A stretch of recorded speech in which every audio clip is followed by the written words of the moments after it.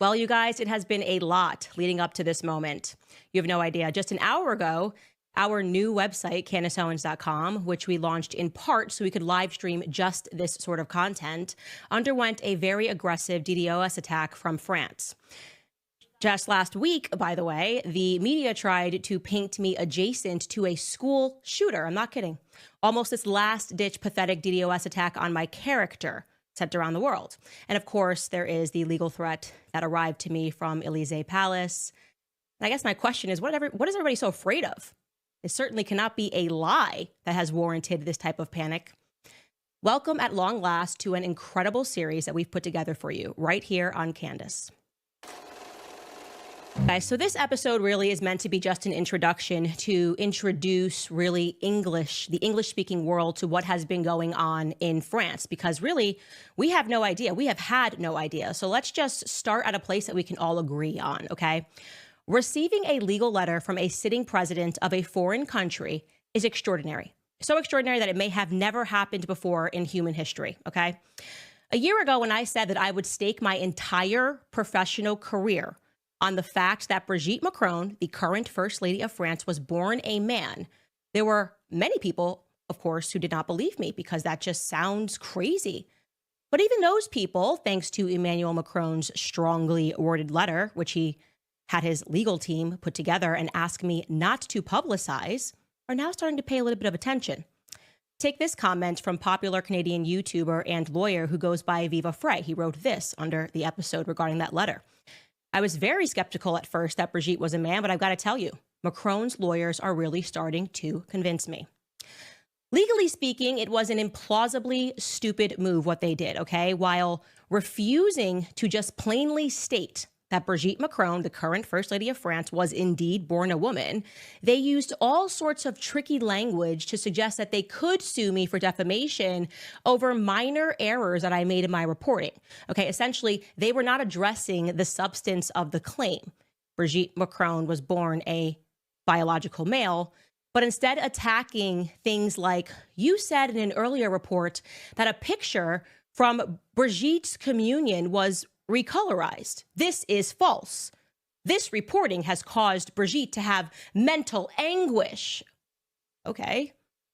But as I said, their lawyers made a critical mistake because in order to prove defamation, you have to prove that somebody acted in reckless disregard for the truth, that they knew the truth and they made a decision not to publicize it. Instead, they wanted to just publicize lies, which is something that if you guys watch this show, you know that I do not do. I do not engage in it. Quite the opposite.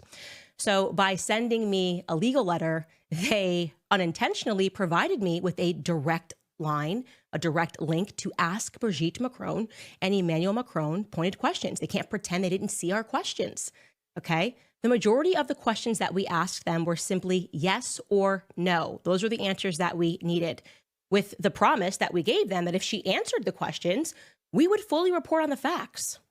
So I want to show you some of these very simple 21 questions that we asked Brigitte Macron so that we could use our platform to put an end to her mental anguish, okay? We asked, is the little girl pictured in the communion photograph, allegedly from 1963, the Brigitte Macron that is currently married to President Macron? Did Brigitte Macron ever use the name Veronique? Can you account for all of the children from the Amiens family photograph and their current whereabouts? Did Brigitte Macron physically give birth to 3 children? These are easy questions, guys. Is Brigitte Macron the same person pictured in the Osier wedding photograph? Did Brigitte Macron ever have a relationship with Veronique Drew? Would you please provide photographs of Brigitte Macron in the 1970s? Would you please provide school photographs of Jean-Michel Trogneau, a person they purport is her brother, and Brigitte Trogneau, preferably together? When did Brigitte Macron first meet President Macron and under what circumstances? What were their respective ages when they met? Did the Macrons have an intimate physical relationship before President Macron turned 18? And if so, at what age did the relationship begin? Have your clients attempted to correct the French version of Wikipedia, which states that regarding Brigitte Macron, quote, the age difference of more than 24 years between the two lovers causes a scandal in the Trogneau family, especially since their relationship could fall under the scope of Article 22727 of the Penal Code, which establishes the offense of sexual assault on a minor. Have your client initiated legal action against the International Pedophile and Child Emancipation Lobby, which cites Macron's relationship in its publication, Positive Memories, on a list of, quote, positive, loving relationships with children. Like I said, these are pretty simple questions. If you are a person and you are going through mental anguish because people are talking about you being born a biological male, wouldn't you race to answer those questions? Yeah. Well, apparently they simply were not anguished enough to hire. They were anguished enough to hire and pay an American legal firm in DC to send us a 100-page lettered threat, but they simply were not anguished enough or could not muster the energy to answer 21 basic questions to put an end to the scandal. We received no response from them because we knew that we would not receive a response from them because, well, they're lying. They are, in fact, lying to the public about Brigitte Macron's past identity. And a court case would have given us the opportunity to prove it via subpoena power. America is not France. And the state of Tennessee sure as hell isn't Paris. So let me tell you why this story matters worldwide, okay? Because this is not just something that impacts Europe. It has international implications. For example, the unprecedented raid on Donald Trump's residence at Mar-a-Lago over documents that he had taken from the White House. You guys remember that, right? Check out this headline that was in The Guardian. Trump boasted that he had intelligence on Macron's sex life. Inventory of what was seized at Mar-a-Lago caused a transatlantic freakout between Paris and Washington. I'm sorry, what?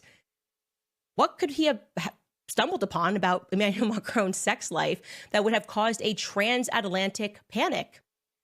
Here's a Rolling Stone headline to the same effect. It reads, Trump bragged that he had, quote unquote, intelligence on Macron's sex life. The FBI seized a document with info on the French president during the Mar-a-Lago raid that has officials in both countries hunting for answers. Oh, okay. Why would you be stressed as a president? What were your tastes? And here is an excerpt from that Rolling Stone article, because this really is incredible. Most people don't remember this, okay?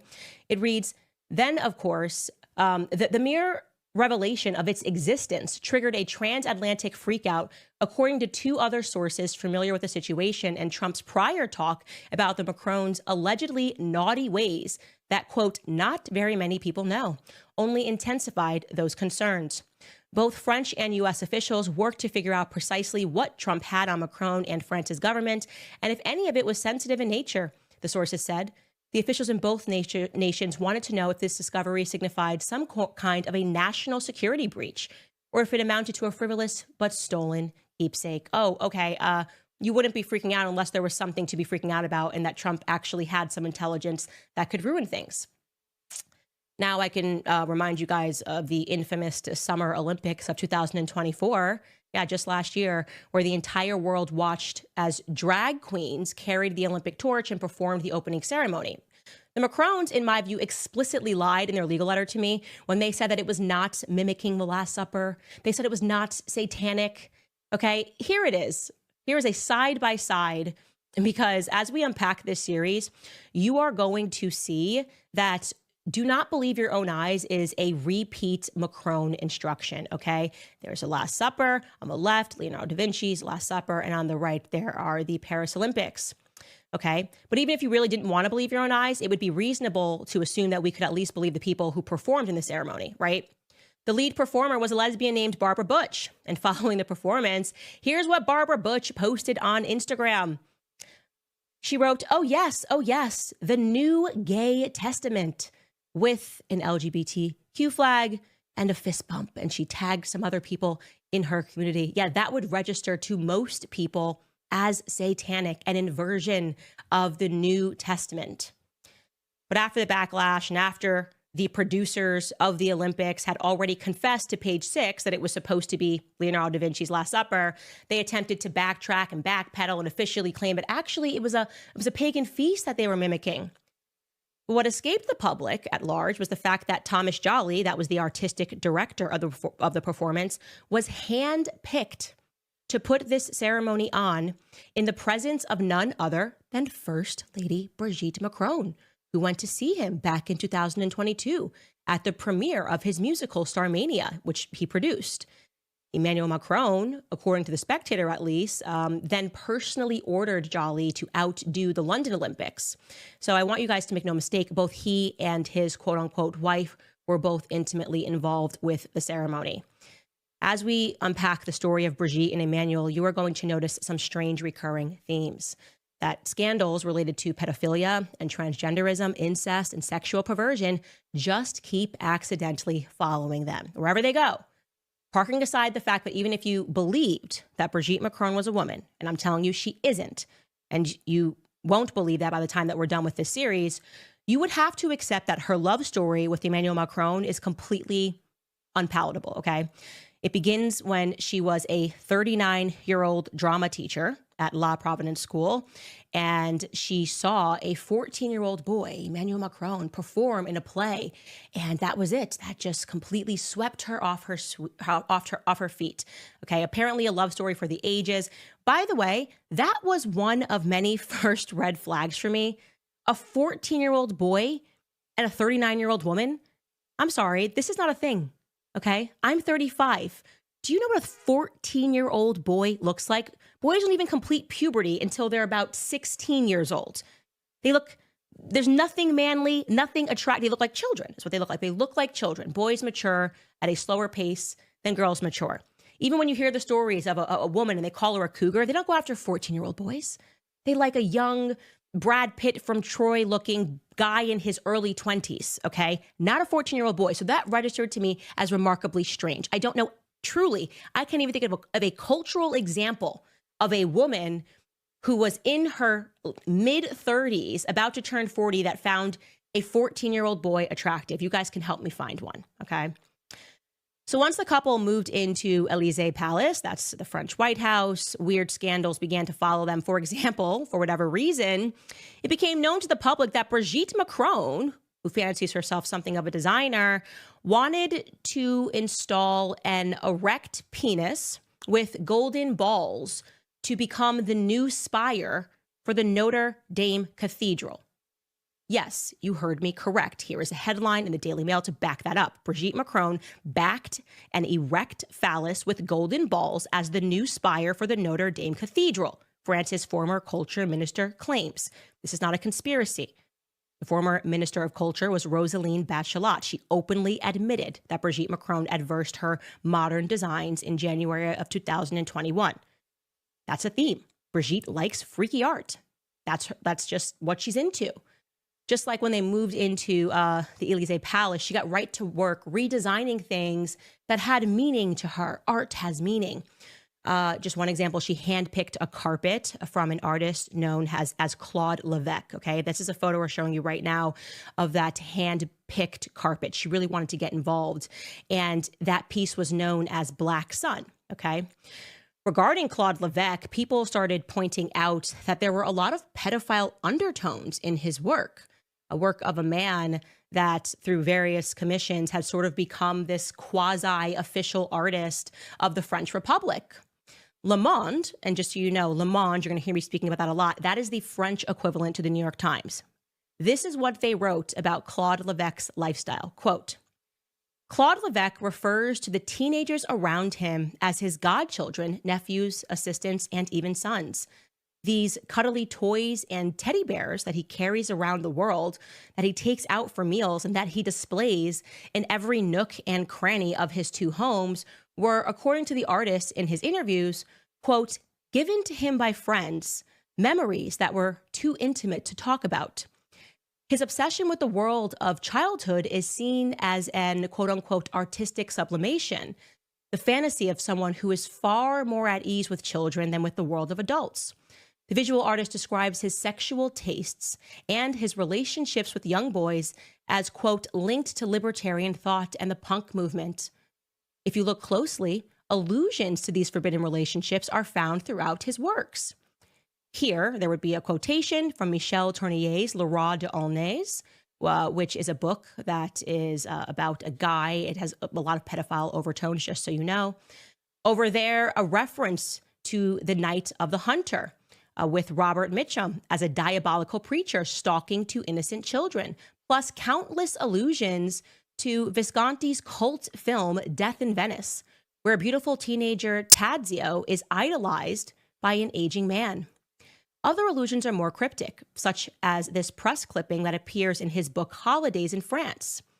And it alludes to Jackie Kaisermertz, a pedo-criminal school teacher who went on a rampage, this is a true story, in Nièvre, that's a French town, from 1970 to 1997 with more than 70 victims. He was eventually sentenced in 2001 to 18 years imprisonment. That's the kind of stuff that Claude Levesque likes to put into his work and into his books. Allusions to pedophilia.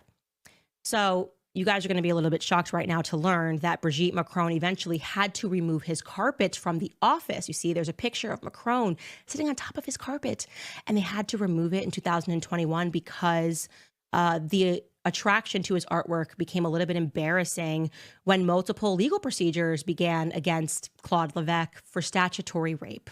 That came to light in 2021. And ironically, in 2023, the artist Claude Levesque was indicted for the rape of minors when two brothers from that little town in Nièvre said that they were sexually assaulted when they were teenagers from him.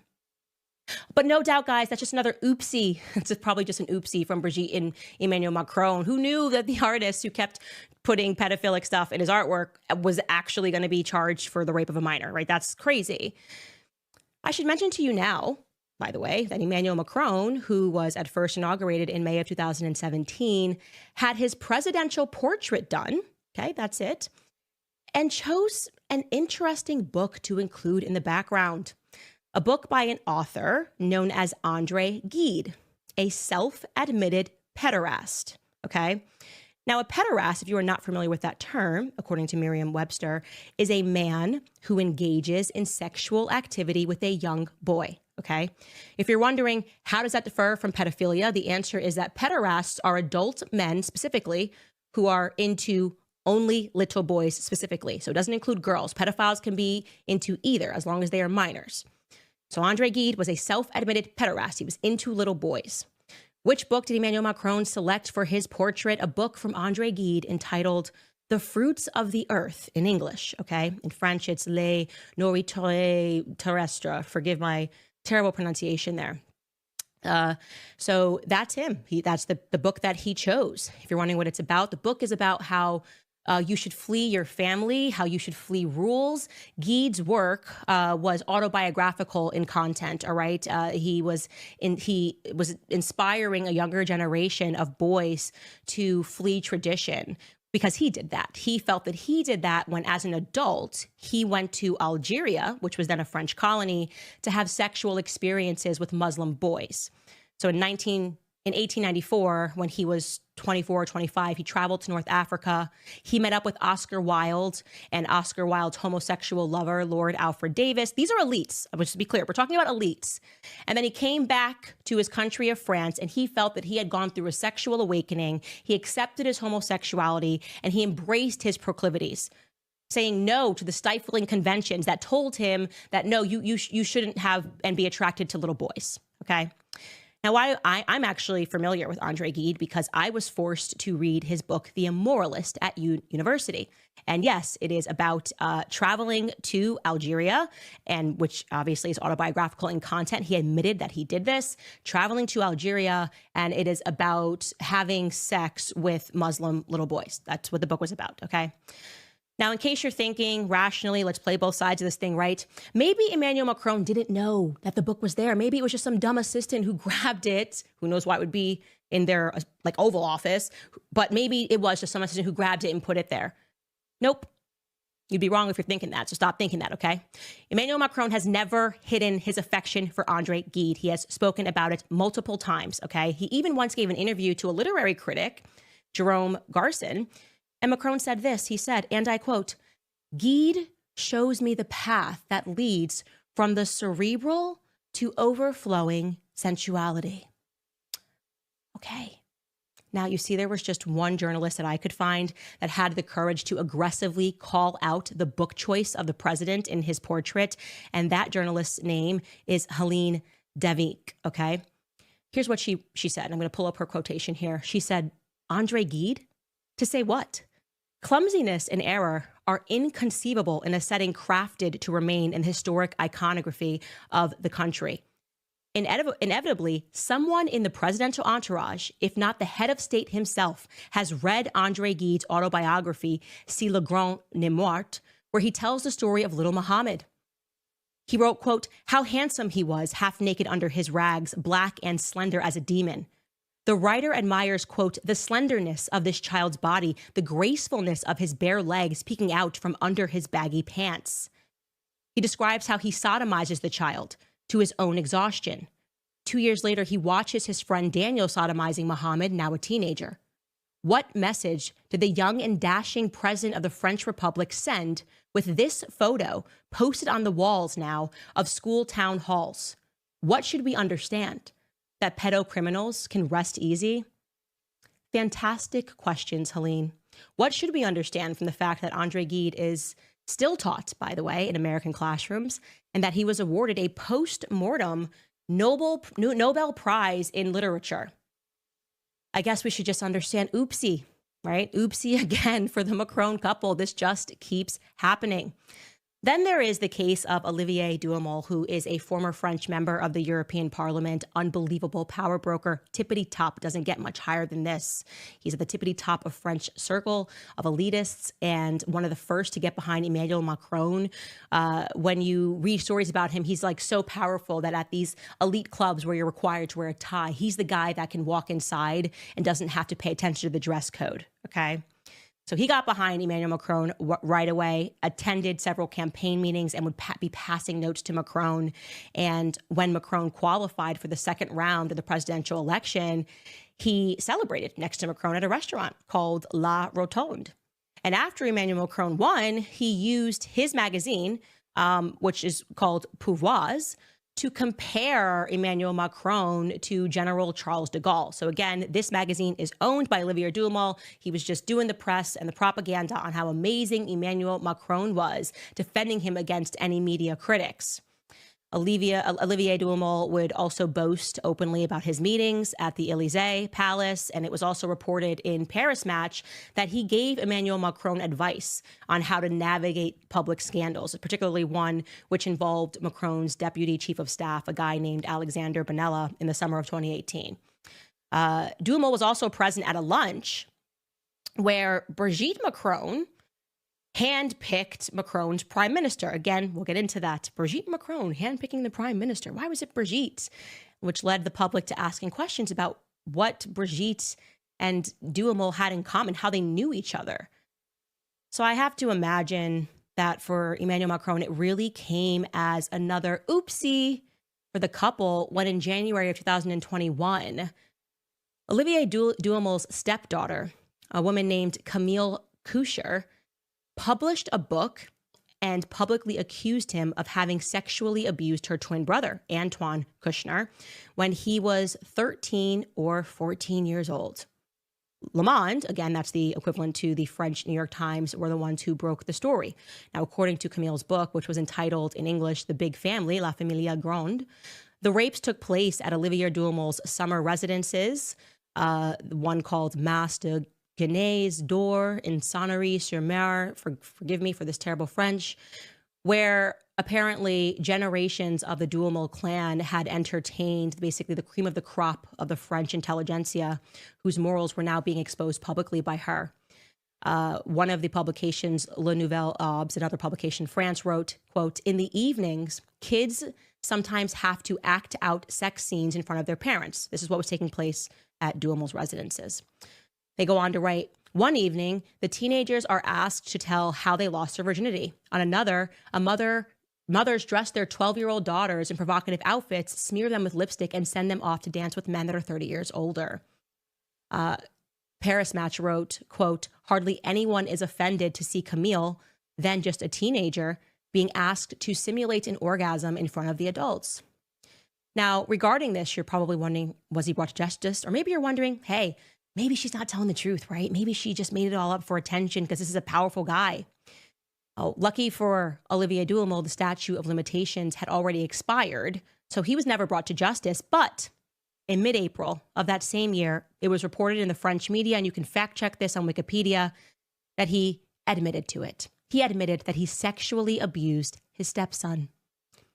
I don't know, guys.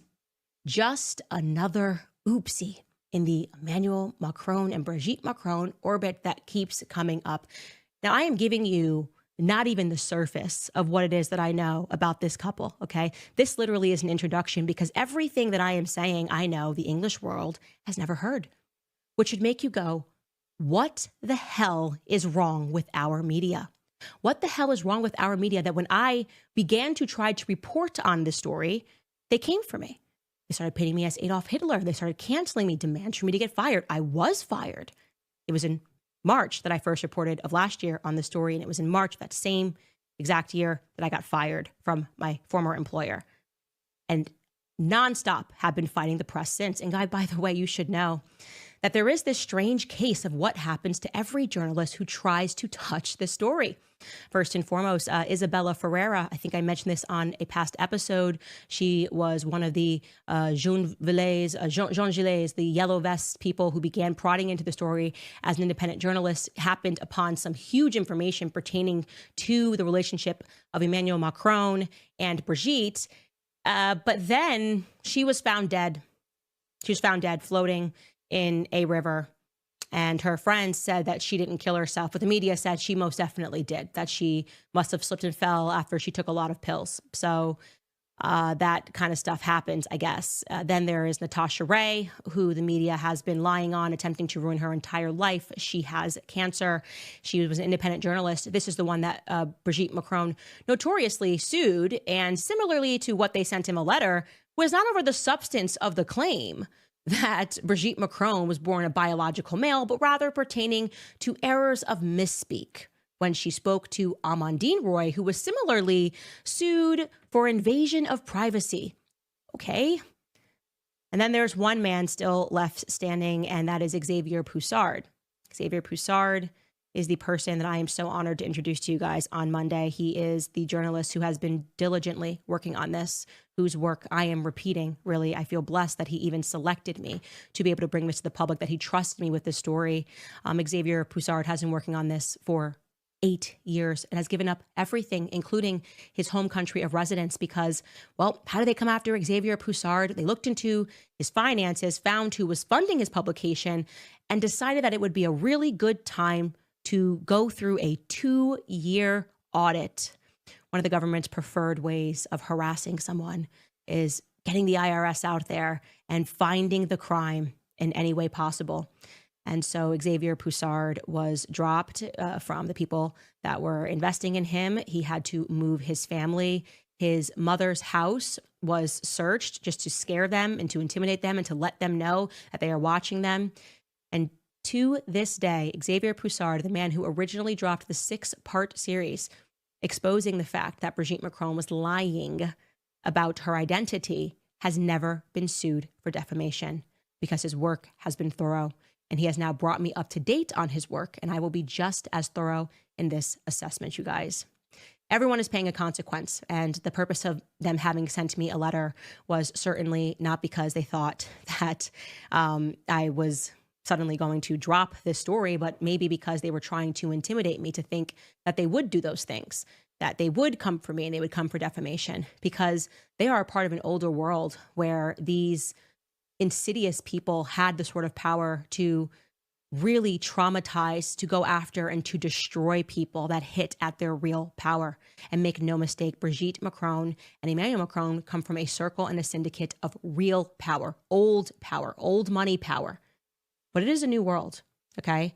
And I am telling you that if we do not have more courage across the world, and all across the world, we're going through this awakening, to stand up to these freaks, okay? To stand up to people who think that they can ordain to go through scandal after scandal after scandal of pedophilia, to not have to answer for their bizarre background and the things that they are into, to not even have to answer basic questions about their biological sex. If we do not have the courage to stand up to these people who put pederasts on their desks to laugh at us as they take their presidential portraits because they deem themselves to be the untouchables, What world will we be leaving for our children? I have now 3 sons. And so I say it and I mean it, that I really hope they file that lawsuit. I really hope that Brigitte Macron ordains himself so bold as to arrive into the great state of Tennessee with all of his perverted thoughts about little boys. I really hope so. I really hope that the bravery of Xavier Poussard and what I am willing to stand up to inspires everyone around the world to understand that something very dark and something very demonic is going on. And we haven't even gotten into the story of Brigitte Macron, who Brigitte Macron actually is, what it is that Xavier Poussard uncovered about Brigitte Macron, why it is that Xavier Poussard, who has been in court trying to get documents from these people, and even when he wins the cases, still cannot get a photo released to him of Brigitte Macron, then Traduit, at school in Amiens. We don't have school photos of the First Lady. We can't get our hands on it. Why Xavier Poussard cannot get his hands on Brigitte Macron's alleged brother, who I believe Brigitte Macron is, why we can't get our hands on Jean-Michel Traduit's military records. It is utterly bonkers. And like I said, what I told you today is the tip of the iceberg. It is going to get so much darker and it's going to get so much deeper. And their involvement, again, in these regular themes of pedophilia, pederasty, incest, lies, and trying to thug people via courts. You will never stop seeing it. And so, ladies and gentlemen, I hope that this has made it clear to the English-speaking world of why this is important. I am telling you that all across the world, we are beginning to wake up to this. And I certainly won't be the person that backs down from this fight. I think younger generations, we are ready for the old guard to step aside and to allow there to be true light in this world. All right, guys, I'm going to read some of your comments. I do want to first tell you, obviously, regarding those DDoS attacks, I know some of you guys are not able to get into your accounts. We're receiving updates. We should have this resolved in a couple of hours. We believe that when we initially announced this series, we said that it was only going to be on CandaceOwens.com. So they waited an hour before to start attacking the website. And we are going to fight back. We were able to see all of these DNS inquiries, a lot coming from France.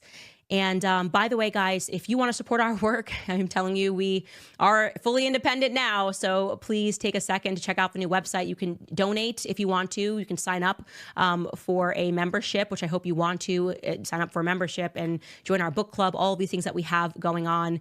And I also, before I get into your comments and see what you guys have to say, I want to thank American Financing, remind you guys that this is a tremendous time that the average person is finding it really difficult to pick up with monthly expenses. In most cases, there is little left at the end of the month to cover any extras. Most Americans are not getting a big raise. Expenses are up and it is very hard to manage without using credit cards. So if you're a homeowner and you are frustrated with that cycle, I need you to make a 10-minute no obligation phone call today to my friends at American Financing. If you're carrying a credit card balance each month with the rates in the 20s or even the 30s, American Financing can show you how to put your hard-earned equity to work and get you out of debt. Their salary-based mortgage consultants are saving their customers an average of $800 a month. And if you get started today, you may not even have to make next month's mortgage payments. There are no upfront fees, so it will cost you nothing to find out how much you could be saving. So call American Financing today at 800-795-1210. Again, that's 800-795-1210. Or you can visit americanfinancing.net/Owens. That's americanfinancing.net/Owens today. All right, guys, let's get into some of your comments. Wow, we have 135,000 people that are watching live. That is incredible, all across the world. To the French people, the French world, we will make sure that we put French subtitles on everything. We just can't do that during a live show. But of course, we will make sure that you guys are able to access this in case you are just French speaking, like I am just English speaking. I also, again, want to add here that part of this, like our interview with Xavier Poussard, will be put behind the paywall. We will use this weekend to understand how they manage the DDoS attack and make sure that we are better prepared for it next time. Okay, what do we have? And I also want to say, by the time I am done with this series, I am going to be calling out all of the absolute frauds in the media and the Western world who have worked to defend what they knew was a network of disgusting sexual crimes that were happening, that not a single media came to the aid when I was saying I'm trying to expose what's happening with Brigitte Macron, and rather they smeared me and they libeled me and they tried to pretend. I remember they said I was having postpartum psychosis. Okay. These people are a part of the state and they are trying very clearly to protect the state. Criminals. That's what I truly believe. People like Barry Weiss, formerly of the New York Times, pretending to start an independent free press, one of the first people who tried to use like Freudian jujitsu to make it seem like I was the one going crazy because I noticed some trends of pedophilia in France. Like how sick and disturbed does Barry Weiss have to be, the free press, okay, to defend this? Now that you have just even gotten the tip of the iceberg here, think about what she was willing to defend and what she wanted to destroy and ask yourself why that is. And she's not the only one. We're coming for all of them. By the time we are done with this series, there will be no more frauds left in media that you guys will not recognize and ignore. Sorry, it's a little bit of a rant. I got pretty fired up there thinking about how disturbing it is that we can't even agree on protecting children. Fiona Yellow writes, Happy Lunar New Year. Thank you so much for your hard work and your courage is admirable. Support from Hong Kong. Wow, that might actually be the furthest that we've gotten support from. I usually don't see China in here. Celine Chioino writes, just a donation. Thank you so much. Sarasota writes, these people are sick and have been hidden for too long. It's time to expose these demons. I couldn't agree with you more. N writes, Candace, you are doing the Lord's work. You have been ordained by Christ to bring the truth to the world. Christ is truth. Christ is king. This is what I mean when I say Christ is king. And this is why I just started screaming it even more so last year, because I realized that, you know, you can decide to sell your soul to the devil and it will be a cheap sale, and you can get up in the morning and you can do what you do and I guess not be destroyed or attacked in the media, or you can decide to fight on the side of Christ and fight to expose what is happening and potentially lose everything, but the everything that you lose is not real. None of that is real. None of that is substant. And to see now that the world and you guys really, who just kind of stood by me through it all and knew and saw how obvious their attacks were, I just couldn't thank you guys enough, truly from the bottom of my heart, from me and my team. Sandra Ticker writes, Candace is about to cook. It is always better to have questions that cannot be answered than to have answers that cannot be questioned, said a wise person. Thon writes, Candace the Fearless. Thank you. BJE writes, 10 toes in. I love you and your strength. Stand tall. Halcyon writes, I almost missed the live. For shame on me. Way to go, Lady C. We love you. Brian Schwartz writes, your show, Candace, is dramatically improving in leaps and bounds. Thank you. Thank you so much. The Intelligent Observer, I got to give it to you. You're a better Intel analyst than I ever was. Oh, were you an Intel analyst for who? Jason writes, hi, Candace. I have been watching you since your old solo YouTube days. I knew you were a real one from the start. I wanted to thank you and support your work. Keep it up. God bless you and your family.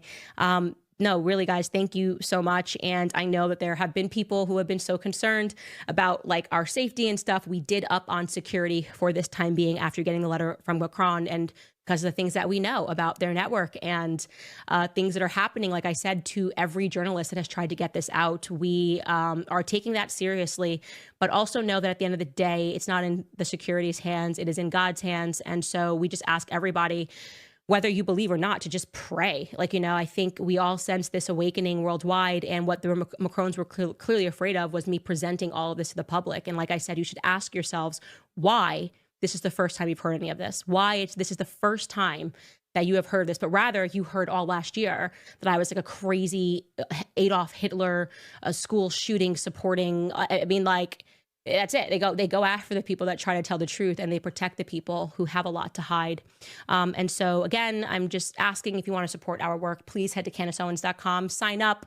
You can just donate, but I would really encourage you to sign up. We're doing really great content. And like I said, on Monday, we will be dropping the interview with Xavier Poussard, and every single episode of this series is going to blow your mind. We're going to get into Emmanuel Macron's childhood, or non-existent childhood, the things that we know about his childhood, Brigitte Macron's non-existent childhood, the things that we know about her childhood, and you're really going to start to wonder what the hell is going on.